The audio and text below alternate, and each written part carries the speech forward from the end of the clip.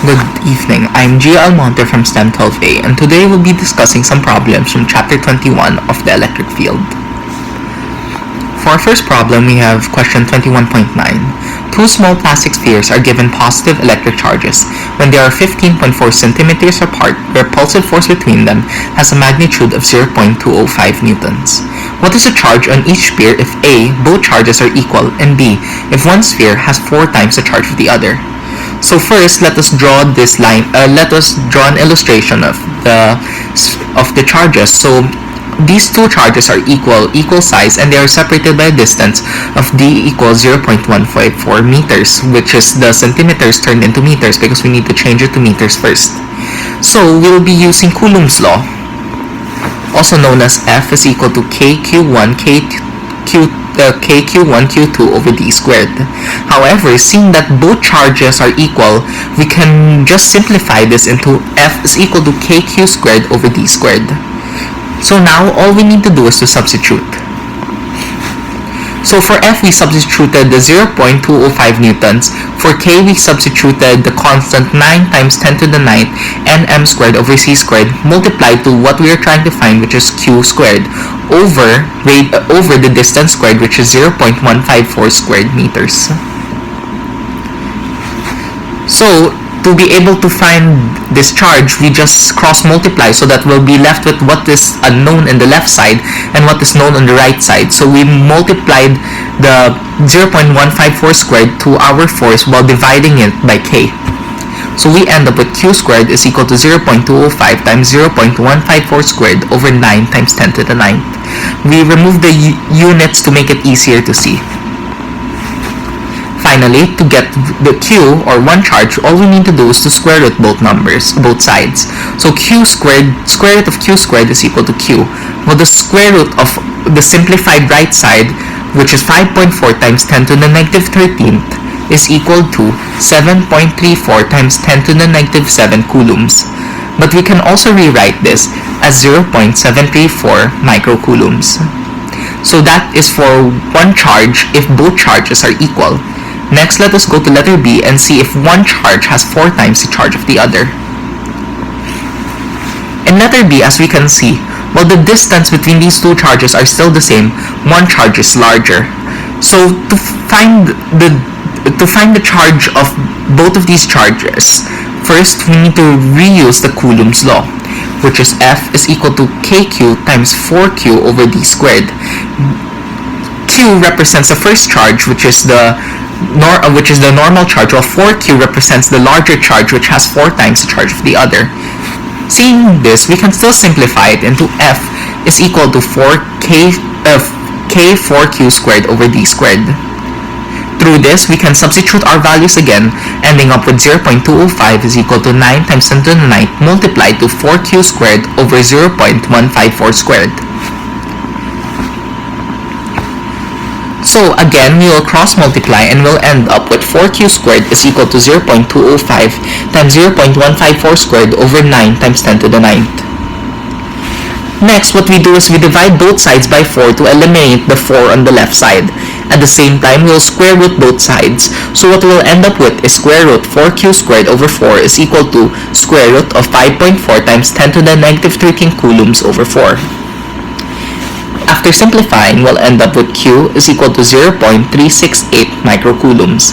Seeing that this is the charge of the first charge, we want to look into the charge of the second charge, and the second charge is 4 times the charge of the other. So what we do is we simply multiply this q by 4. So we'll end up with 1.47 microcoulombs. So for the first charge in letter B, it is 0.368 microcoulombs, while the second charge contains a charge of 1.47 microcoulombs. Both of these charges are positive electric charges. For our next problem, we have the question, two particles having charges at Q1 is equal to 0.53 nanocoulombs is equal to Q2, which is equal to 8.3 nanocoulombs, separated by a distance of 1.17 meters.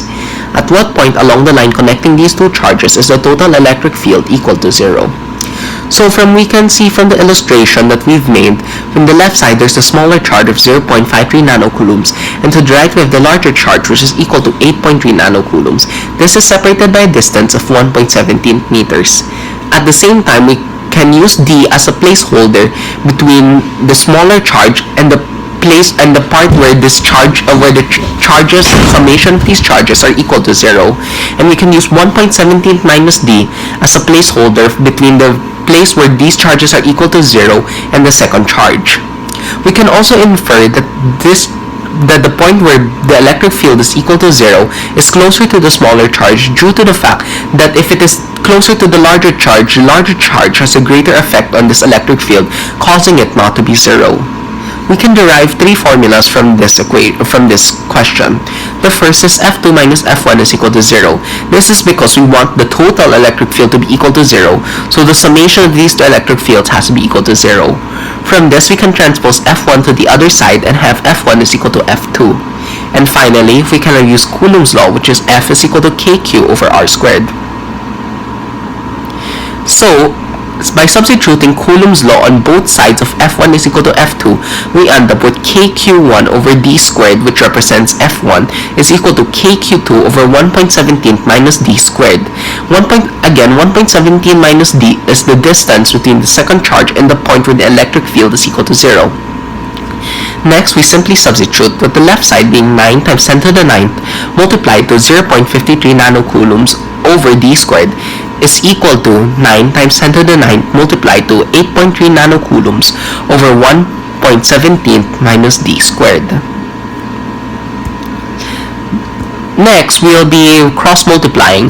So we already multiplied these whole numbers. So 9 times 10 to the 9th multiplied to 0.53 nanocoulombs is equal to 4.77. It is cross-multiplied with 1.17 minus D squared is equal to the right side, where 9 times 10 to the 9th multiplied to 8.3 is equal to 74.7 multiplied to D squared. Next, all we want is to get D. So first, we divide both sides by 4.77. And after that, we square root the answer since both sides still have their squares next to the D.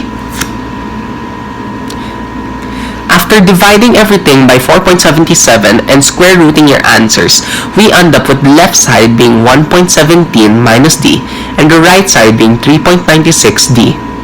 So we can transpose the D in the left side to the right side, meaning it will become 1.17 is equal to 3.96 plus 1D, or 4.96D.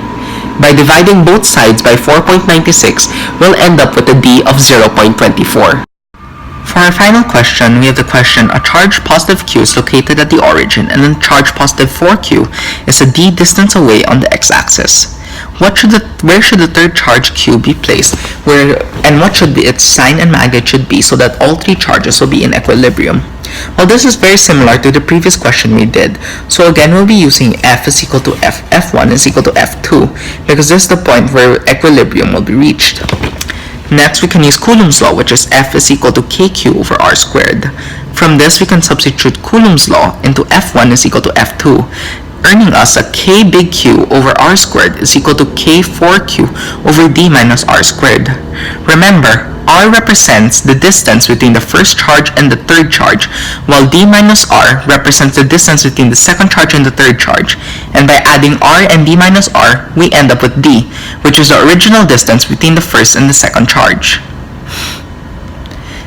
Next, what we do is we can remove the K and Q on both sides, and we'll end up with 1 minus R squared is equal to 4 over D minus R squared.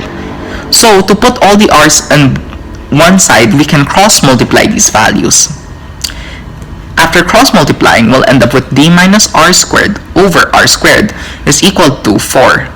So, to remove the squares, we can square root both sides. So, we square root the left and the right side. After square rooting, we end up with D minus R over R is equal to square root of 4, which is also known as 2. And from this, we can translate this into D over R is equal to 3, or R is equal to D over 3. So now we have the point where it is placed in. Next, we need to find the sign and magnitude of this value.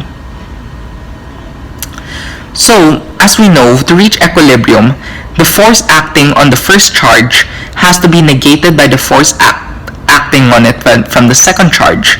So what we can say is that force that the third charge has on the first charge has to be negated by the force that the second charge has on the first charge. So from this we have f13 plus f12 is equal to 0. And from this we can derive it as f13 is equal to negative f12. Again, we substituted with Coulomb's law. Then, on the left side, we have K small q, which represents the third charge, big Q, which represents the first charge, is over R squared, is equal to negative K for big Q, with 4 big Q representing the second charge and big Q representing the first charge, over D squared, which is the distance between the first and the second charge. So we want the charge to be on one side, the third charge to be on one side. So we can multiply both sides by R squared over K big Q. After multiplying both sides by these values, we end up with the charge being equal to negative 4 big Q R squared over D squared. So next, all we need to do is to substitute. So R squared, as we know from our previous solution, R squared is R is equal to D over 3. So R squared is equal to 1/3 squared times D squared. So we end up with a Q is equal to negative 4Q times 1/3 squared D squared over D squared. We can take out the D squared from the numerator and denominator, and we are left with negative 4Q times 1/3 squared, also known as 1/9. Negative 4Q multiplied by 1/9 will end up with negative 4/9Q. Seeing that our magnitude is 4/9, while our charge is negative. Thank you for joining me and going through these questions in chapter 21, and I hope to see you in more chapters.